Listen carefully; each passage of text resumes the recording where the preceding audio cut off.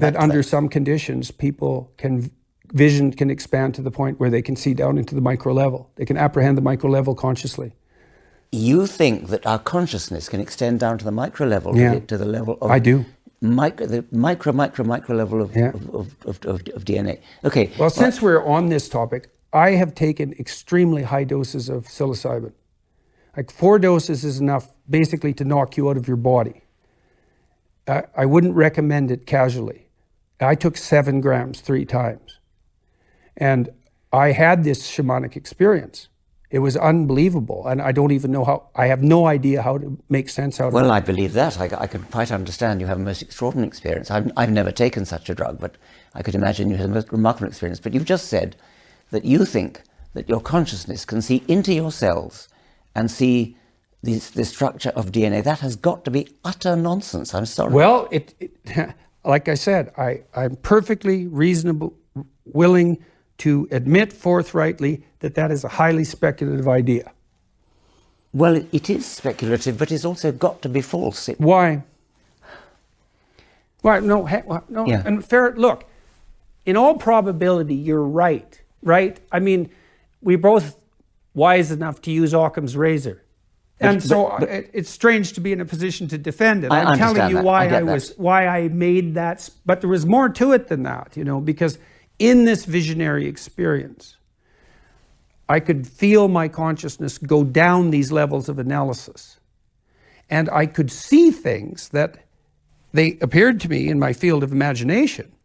And I looked at them and I thought, that looks a lot like DNA. But you're an educated man who already knows about DNA. Yes. These people didn't know it was DNA. Didn't know about it. That's what's so... Oh, no, they didn't know. It doesn't surprise me in the least that you could have a visionary experience and think you see your DNA in your own cells. That, of course, is highly plausible. What is not because I already know about it. Yes. What is not plausible is that somebody who does not know about it, an ancient Chinese sculptor, whatever it was, who working long before Watson and Crick discovered the structure of DNA, could possibly apprehend that. That just isn't fair enough.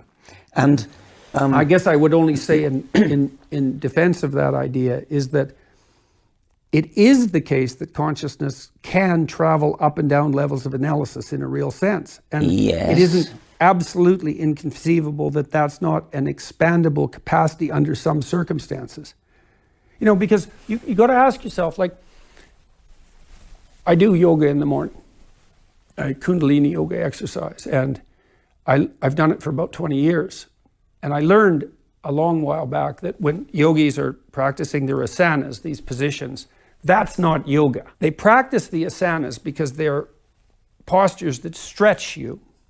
And then once they get to master them, they basically do an exploration of their body for places of discomfort and use the asanas to heal. And you might say, well, what do you mean heal? And well, my experience is that if I move my head, for example, down like this, I'll have a pain manifest itself in my back where I'm tight. And then I can pay attention to that and loosen the musculature, and then the pain will disappear. And as I've been recovering from my last illness, I've been doing this quite a bit because my body is full of knots and pain of all sorts. And I can explore them and do something with them. And I actually think we can also do that to each other to some degree. We do that. Massage therapists are very good at that. And I think it's part of an elaborated grooming knowledge. But what that means is that internally, at least, whatever my consciousness is can apprehend these places of trouble that are physiological. Yes. And that I can explore them.